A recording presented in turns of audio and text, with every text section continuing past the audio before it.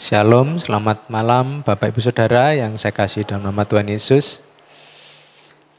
Pada malam hari ini kita akan merenungkan kebenaran firman Tuhan yang saya beri tema hal yang paling penting. Bila saya bertanya kepada Bapak Ibu Saudara hal apa yang paling penting saat ini, mungkin jawabannya akan sangat berbeda ya. Kalau seorang mahasiswa apa yang paling penting saat ini? Tentunya mungkin dia akan paling penting itu kuliah bisa selesai, skripsi bisa selesai. Kalau kita sudah berkeluarga, belum memiliki seorang anak, apa yang paling penting? Tentunya jawabannya adalah anak itu adalah memiliki keturunan itu yang penting. Kalau kita sebagai seorang yang sudah bekerja, apa yang penting? Mungkin kita mendapat pekerjaan yang layak itu mungkin penting ya, dengan gaji yang tinggi itu yang paling penting. Kalau kita berkeluarga apa yang paling penting? Keluarga yang harmonis itu ya yang penting. Banyak hal yang penting di dunia ini ya, dan mungkin satu dengan yang lain tidak ada yang sama. Namun saudara, kita akan belajar dari kebenaran firman Tuhan yang kita baca bersama-sama dari Yohanes 13 ayat 34, mari kita baca bersama-sama. 1, 2, 3. Aku memberikan perintah baru kepada kamu, yaitu supaya kamu saling mengasihi, sama seperti aku telah mengasihi kamu, demikian pula kamu harus saling mengasihi. Lanjutkan ayat Yohanes 15 ayat 12. Inilah perintahku, yaitu supaya kamu saling mengasihi, seperti aku telah mengasihi kamu. Lanjut, 1 Korintus 13 ayat 3. Dan sekalipun aku membagi-bagikan segala sesuatu yang ada padaku, bahkan menyerahkan tubuhku untuk dibakar, tetapi jika aku tidak mempunyai kasih, sedikit pun aku tidak ada faedahnya bagiku. Satu lagi, 2 Yohanes 1 ayat 5 sampai 6. Dan sekarang aku minta kepadamu, Ibu, bukan seolah-olah aku menuliskan perintah baru bagimu, tetapi menurut perintah yang sudah ada pada kita dari mulanya, supaya kita saling mengasihi. Dan inilah kasih itu, yaitu bahwa kita harus hidup menurut perintahnya. Dan inilah perintah itu, yaitu kamu harus hidup di dalam kasih, sebagaimana kamu dengar daripada mulanya. Saudara, dari beberapa ayat-ayat Alkitab yang sudah kita baca, ada satu kata yang sering diulang-ulang ya, mengasihi ya, dan kasih itu diulang-ulang. Kenapa Bapak Saudara? Karena Allah itu adalah kasih, jadi kita akan belajar kebenaran firman Tuhan. Pelajaran yang terpenting adalah bagaimana kita belajar untuk mengasihi. Ya, kita mungkin sudah melewati tentang Paskah, melewati memperingati kebangkitan Kristus dan juga kenaikannya, dan beberapa minggu yang lalu kita sudah mengikuti juga doa pekan doa 10 hari. Nah, semoga kita akan terus berkobar di dalam semangat kita untuk melayani Tuhan ya. Mari kita mengingat kembali apa yang terpenting adalah bagaimana kita belajar mengasihi. Kasih adalah dasar dari semua perintah yang Tuhan berikan ya.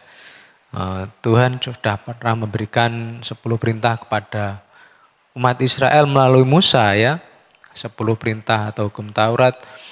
1 sampai 4 itu berhubungan dengan mengasihi Tuhan, dan 5 sampai 10 itu berhubungan dengan kita mengasihi sesama kita.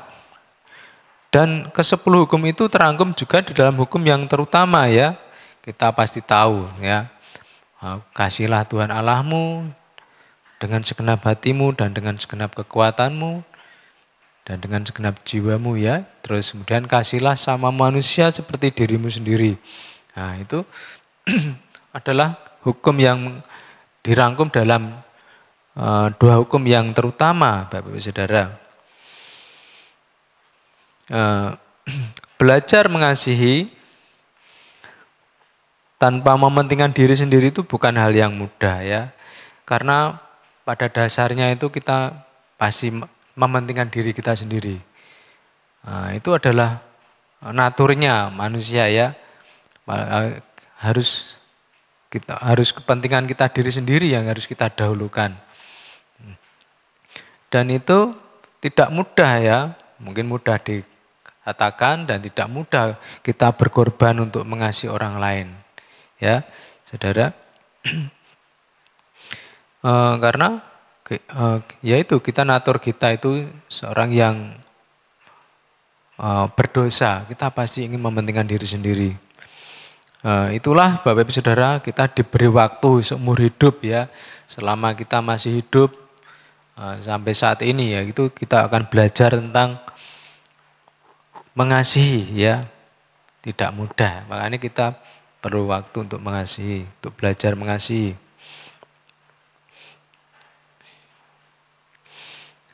Allah mendesak kita atau menginginkan kita untuk mengasihi semua orang ya, tetapi terutama saudara seiman. Nanti bisa Bapak Ibu Saudara baca di Galatia 6 ayat 10. Ya, kalau kita melihat tadi hukum yang kedua, ya hukum yang terutama yang kita bisa baca di Matius 22 ayat 39 sampai 40 dikatakan, dan hukum yang kedua yang sama dengan itu ialah kasihlah sesama manusia seperti dirimu sendiri. Pada kedua hukum inilah tergantung seluruh hukum Taurat dan kitab para nabi. Bapak Ibu Saudara, mengapa Allah mendesak kita untuk memberikan kasih secara khusus pada orang yang percaya? Kita tahu bahwa jawabannya adalah karena Allah ingin dikenal, ya, Allah ingin keluarganya itu dikenal melalui kasihnya. Ya. Kita bisa melihat di ayat Yohanes 13 ayat 35 dikatakan, dengan demikian semua orang akan tahu bahwa kamu adalah murid-muridku, yaitu jikalau kamu saling mengasihi. Ini adalah cara hidup jemaat yang mula-mula ya.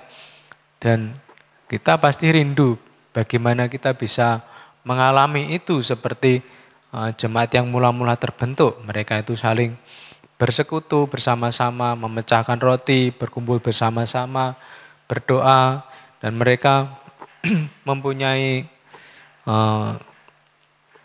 kerinduan yang sama untuk saling bersekutu dengan Tuhan. Mereka kalau yang tidak punya, ada yang membagi-bagikan yang mereka punya untuk diserahkan pada rasul-rasul dan diberikan kepada mereka yang tidak punya. Nah, itu adalah kasih yang mula-mula.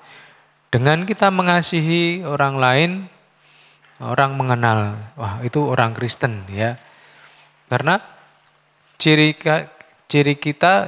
akan terlihat bahwa orang Kristen itu terkenal baik ya, Bapak Ibu Saudara. Kalau orang itu tidak Kristen tapi dia kasihnya melebihi kita, mungkin kita mengira dia orang Kristen ya. Ya, tapi kalau kita kalau kita hidupnya sudah sesuai kebenaran firman Tuhan, pasti kita akan belajar bagaimana kita mengasihi sehingga kita itu dikenal. Oh, itu loh orang Kristen itu mereka baik. Nah, itu kita akan diberitakan yang baik ya. Allah ingin agar kita terus berada dalam persekutuan yang akrab dan terus-menerus dengan semua sesama orang percaya sehingga kita bisa mengembangkan keterampilan mengasihi. Ada 3 hal yang bisa kita pelajari Bapak Ibu Saudara. Yang pertama itu kasih seharusnya menjadi prioritas utama, menjadi tujuan utama ya. Kasih bukan bagian yang baik dari kehidupan kekristenan, namun merupakan bagian terpenting dalam kehidupan kita ya. Firman Tuhan mengatakan di 1 Korintus 14 ayat 1a, kejarlah kasih ya. Kejarlah kasih. Jadi kehidupan yang kita jalani sebagai orang Kristen, kalau tidak mempunyai kasih itu sia-sia ya, tidak berguna, tidak ada manfaat ya. Bahkan Paulus, dia seorang rasul yang luar biasa, dia berpendapat bahwa aku gagal kalau tidak, sekalipun aku mempunyai segalanya, tetapi kalau aku tidak mempunyai kasih, ya seperti gong yang berkumandang ya, dikatakan gitu. Tidak ada sia-sia kehidupannya. Jadi Bapak Ibu Saudara, setelah kita belajar mengasihi, Allah ingin melalui sikap kita, melalui penyembahan kita ya, adalah kita mengasihi sesama kita ya. Bapak Ibu Saudara, mengasihi saudara seiman ya, terutama ya, kita disuruh mengasihi semua orang. Karena Allah itu memberikan teladan kepada kita. Yang kedua, yaitu alasan kita menjadikan kasih sebagai prioritas utama adalah karena kasih itu akan terus ada untuk selama-lamanya. Ya. Di 1 Korintus 13 ayat 8 dikatakan kasih tidak berkesudahan. Nubuat akan berakhir, bahasa roh akan berhenti, pengetahuan akan lenyap. Dan di ayat yang ke-13 mengatakan demikianlah tinggal ketiga hal ini, yaitu iman, pengharapan, dan kasih. Dan yang paling besar diantaranya ialah kasih. Jadi Bapak Ibu Saudara, kita tahu kejarlah kasih itu ya. Usahakan kita itu mempraktekkan kasih dalam kehidupan kita sehari-hari. Jadi tindakan kasih meninggalkan warisan yang baik kepada kita ya. Bagaimana kita memperlakukan orang lain. Kita bisa belajar dari tokoh-tokoh Alkitab. Seperti orang Samaria yang murah hati ya. Dan ada sebuah contoh yang sangat luar biasa dari seorang biarawati yang bernama Bunda Teresa ya. Dia seorang biarawati di Katolik Roma. Dia memberikan teladan yang luar biasa. Dia memberikan hidupnya ya untuk melayani selama 47 tahun ya kurang lebih. Untuk melayani orang sakit, orang yatim piatu, orang miskin. Dia memberikan hidupnya.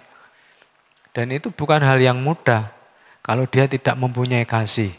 Kalau di dalam hatinya tidak mempunyai kasih itu akan sangat mustahil untuk dilakukan. Kenapa dia melakukan hal itu? Dia mungkin sudah aman, sudah nyaman, dan dia tidak mau repot-repot mengorbankan hidupnya, mengurusi orang yang terlantar, yang miskin. Itu suatu pengorbanan yang luar biasa. Kenapa dia bisa melakukan hal itu, Bapak Ibu Saudara? Tentunya karena kasih Allah sudah ada di dalam hidupnya, ya, dalam hatinya. Kemudian hal yang ketiga, kita akan dinilai berdasarkan kasih yang sudah kita lakukan. Ya. Bagaimana kita memperlakukan orang lain, ya, khususnya yang membutuhkan pertolongan. Cara mengasihi Allah adalah dengan mengasihi keluarganya. Bapak Ibu Saudara, kita bisa mengasihi Tuhan, tapi bagaimana caranya? Karena Allah itu tidak kelihatan ya, tetapi kita bisa mengasihi orang lain. Bahkan firman Tuhan mengatakan, kalau kamu mengasihi salah seorang yang paling lemah ini, kau sudah mengasihi aku ya itu. Jadi dengan mengasihi Tuhan, dengan mengasihi sesama kita itu kita sudah mengasihi Tuhan sebenarnya ya Bapak Saudara. Bapak Ibu Saudara, kita bisa melihat di kisah Matius 25 ayat 34 sampai 38 ya gitu.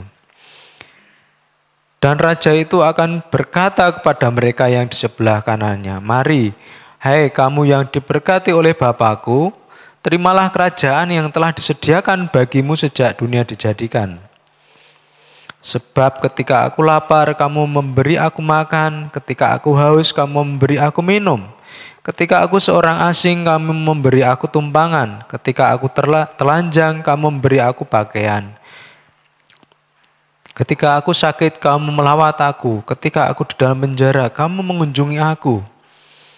Maka orang-orang benar itu akan menjawab dia katanya, Tuhan, bila manakah kami melihat engkau lapar dan kami memberi engkau makan, atau haus dan kami memberi engkau minum? Bila manakah kami melihat engkau sebagai orang asing dan kami memberi engkau tumpangan, atau telanjang dan kami memberi engkau pakaian? Bila manakah kami melihat engkau sakit atau dalam penjara dan kami mengunjungi engkau? Dan raja itu akan menjawab mereka, aku berkata kepadamu, sesungguhnya segala sesuatu yang kamu lakukan untuk salah seorang dari saudaraku yang paling hina ini, kamu telah melakukannya untuk aku. Bapak-Ibu Saudara, mari kita mengintrospeksi diri kita masing-masing. Apakah kasih Allah sudah kita hidupi dalam kehidupan kita? Nah, kalau kita bangun pagi, mari kita katakan, ya Tuhan, apapun yang aku kerjakan hari ini, aku ingin menggunakan waktu untuk mengasihi Engkau dan mengasihi orang lain. Ya, itu seharusnya menjadi doa kita sebagai orang yang sudah dipilih oleh Tuhan sendiri ya, sebagai duta-duta Allah ya di dunia ini. Kita dipanggil untuk menjadi garam dan terang dunia. Nah, mari kita praktekkan untuk hidup dalam mengasihi dan tidak hanya di dalam kata-kata saja, Bapak Ibu Saudara. Sebaiknya itu adalah kita dengan tindakan ya. Kita buktikan apa yang sudah kita katakan. Ya, mengasihi ya saudara kita yang seiman dulu ya. Waktu untuk mengasihi adalah sekarang ya. Di Amsal 3 ayat 27 mengatakan, janganlah menahan kebaikan daripada orang-orang yang berhak menerimanya, padahal engkau mampu melakukannya. Karena itu, selama masih ada kesempatan, marilah kita berbuat baik kepada semua orang ya. Kita masih diberikan kesehatan, kesehatan itu penting ya Bapak Ibu Saudara ya. Kita bisa melakukan segala aktivitas kalau kita sehat ya. Kita bisa pergi ke sana, kemari, kalau kita diberikan kesehatan. Kalau kita kaya namun kita sakit, kita tidak bisa menikmati apa yang menjadi makanan itu tidak merasa enak, kita tidak bisa pergi kemana-mana, itu kita harus syukuri. Di 1 Yohanes 3 ayat 16 sampai 18 dikatakan, demikianlah kita ketahui kasih Kristus, yaitu bahwa Ia telah menyerahkan nyawanya untuk kita. Jadi kita pun wajib menyerahkan nyawa kita untuk saudara-saudara kita. Tuhan sudah memberikan teladan yang luar biasa bagi kita semua. Kalau Tuhan sudah memberikan teladan yang baik, kita tentu akan meneladani kehidupan Tuhan Yesus ya. Kita bisa melihat juga kisah orang Samaria ya, yang murah hati ya. Orang Samaria itu orang yang blasteran ya, mereka sudah mengadakan kawin campur sehingga mereka tidak lagi asli orang Yahudi yang murni, tetapi mereka kawin campur dengan orang-orang Asyur. Dan mereka dibenci oleh orang-orang Yahudi, sehingga ada gap antara mereka. Tapi seringkali Tuhan memakai orang-orang Samaria yang dianggap tidak disepelekan oleh orang-orang Yahudi. Bahkan mereka kadang melakukan perbuatan yang baik ya. Jadi umat pilihan Tuhan yang disebut orang Yahudi itu bukan jaminan bahwa mereka bisa melakukan kehidupan kasih. Justru orang yang di luar umat pilihan Tuhan yang mereka itu diasingkan atau mereka dibenci, justru mereka bisa melakukan kebaikan. Dan itu akan menjadi kesaksian yang baik ya Bapak Ibu Saudara. Barang siapa mempunyai harta duniawi dan melihat saudaranya berita kekurangan tetapi menutup pintu hatinya terhadap saudaranya itu, bagaimanakah kasih Allah dapat tetap di dalam dirinya? Anak-anakku, marilah kita mengasihi bukan dengan perkataan atau dengan lidah, tetapi dengan perbuatan dan dalam kebenaran. Nah, sungguh suatu pelajaran yang luar biasa ya Bapak Ibu Saudara. Kalau kita bisa mempraktekkan kehidupan dalam kasih, tentunya nama Tuhan sendiri akan dipermuliakan ya. Ya. Saya ambil kesimpulan bahwa kehidupan yang paling baik dijalani dengan kasih ya. Tanpa kehidupan kita tanpa kasih itu akan sia-sia. Kalau kita sudah memperoleh segalanya tapi hidup kita tidak ada kasih, di situ eh, dikatakan sia-sia ya hidup kita. Seperti Paulus ya, dia yang sudah disebut rasul, dia bahkan menganggap apa yang dilakukannya dulu sebagai sampah ya. Tapi dia mengarahkan diri kepada Tuhan dan hidupnya benar-benar luar biasa dipakai oleh Tuhan. Bapak Ibu Saudara, demikian renungan singkat yang bisa saya sampaikan. Mari kita belajar mengasihi karena itu adalah hal yang paling penting ya dikatakan oleh firman Tuhan. Kejarlah kasih, kehidupan kita harus bisa mempunyai dampak yang baik, terutama juga kepada orang-orang yang seiman.